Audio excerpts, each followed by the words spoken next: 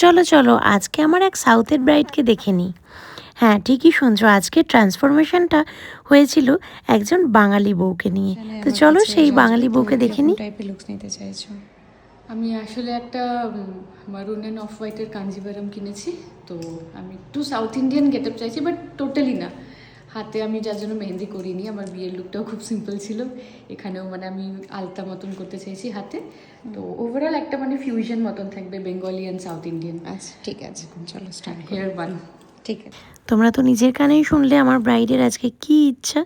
তো সেই অনুযায়ী আমাদেরও ব্রাইডাল মেকআপের প্রিপারেশন শুরু হয়ে গেল।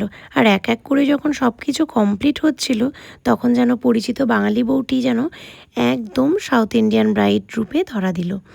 একটা মেকওভার শুধু লুক বদলায় না, কখনো কখনো একটা মানুষের নিজের স্বপ্নটাকেও সত্যি করে তোলে, তাই না? আর তেমনি আজকের এই ট্রান্সফরমেশনটা ছিল ঠিক তেমনি একটা সুন্দর ড্রিম ব্রাইডাল লুক।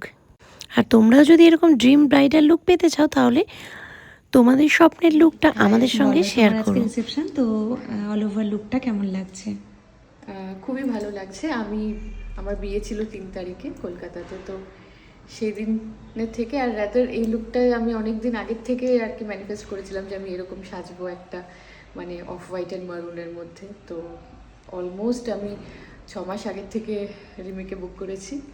তো তখন থেকে এখন ফাইনালি আজকে এতদিন পরে আমি এই লুকটাই নিজেকে দেখছি। সত্যি ভালো লাগছে।